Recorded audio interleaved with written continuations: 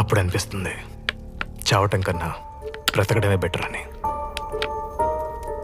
Suicide is not just a sin, it's a murder.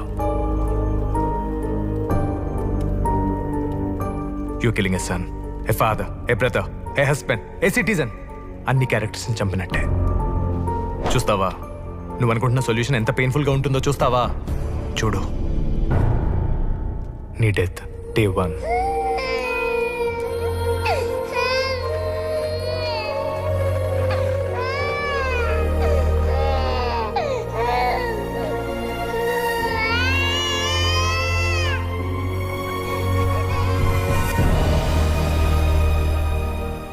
రెండో రోజు.